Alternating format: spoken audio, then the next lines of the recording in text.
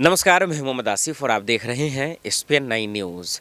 2023 के लिए कांग्रेस ने अपनी तैयारियां शुरू कर दी है। इन सब के बीच में मध्य प्रदेश का मैं जिक्र कर रहा हूं। 2023 में विधानसभा के चुनाव होने हैं और किन-किन के लिए सबसे बड़ी चुनौती है। कौन दल बदलू की राजनीति कर सकता है, कौन अपना पाला पलट सकता है, इन तमाम चीज़ों पर बात करेंगे। और मुझे लगता है कि लोगों की निगाहें सबसे ज़्यादा जब मध्य प्रदेश में विधानसभा के चुनाव होंगे तो लोगों की निगाहें सिर्फ और सिर्फ जो है वो ज्योतिरादित्य सिंधिया पे ही रहेंगी। और क्यों?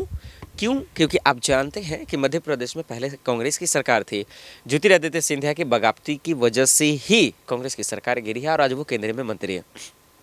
तो पहली बात, अगर बीजेपी में ताकत है, अगर ज्योतिरादित्य सिंधिया में ताकत है, तो या तो वो बीजेपी को जिताए, या फिर अगर कांग्रेस वाकई में अगर उन्हें लगता है कि वो सही है, उनका ईमानदारी ठीक है, काम उन्होंने जनता के लिए सही किया है, तो फिर अपना खोया हुआ वजूद वो वापस ला सकते हैं। कमलनाथ की सरकार बन सकती है, कांग्रेस की सरकार बन सकती है।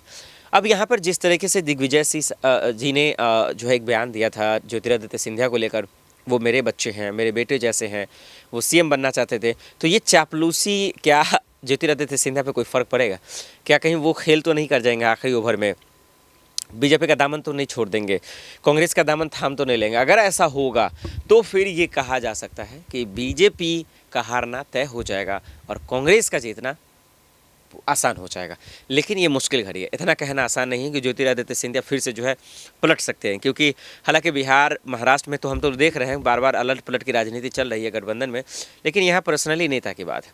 तो अब ज्योतिरादित्य सिंधिया ऐसा कदम उठाने से पहले मुझे खुद ही लग रहा है 100 बार सोचेंगे। लेकिन अगर ऐसा होता है तो फिर ये जो चैलेंज वाली बात, मुकाबले भी वाली बात या टक्कर वाली बात हो गई, वो बीजेपी वर्सेस कांग्रेस की ख़त्म हो जाएगी। बहरहाल इन सब के बीच में बड़ी खबर यही है कि कमलनाथ अपनी टीम के साथ तैयारियां शुरू करती है। देखते हैं कि कितना फ़र्क डाल पाते हैं बीजेपी पे।